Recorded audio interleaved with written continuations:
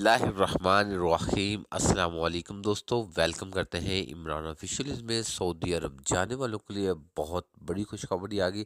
Saudi वजारत सेहत ने साफ साफ बता दिया कि कोई भी गैर मुल्की आएगा उनको अब क्वारंटाइन नहीं करना पड़ेगा। किसी भी ममालिक से ताल्लुक़ है, अपने अपने ममालिक से जिन लोगों ने वैक्सीन लगवाई हुई है उनके लिए बहुत बड़ी खुशखबरी सुना दी है।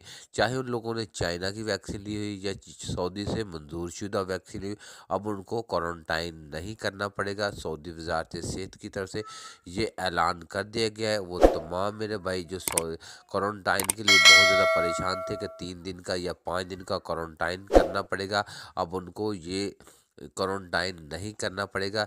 लेकिन इसका ऐलान हो चुका है, इस पे अमल दरामद 1 जनवरी से शुरू होगा। 1 जनवरी से कोई भी जो लोग सऊदी अरब जाएंगे उनको क्वारंटाइन नहीं करना पड़ेगा, वो डायरेक्ट सऊदी अरब का सफ़र कर सकते हैं, चाहे वो चाइना वैक्सीन वाले हों या सऊदी से मंजूर शुदा।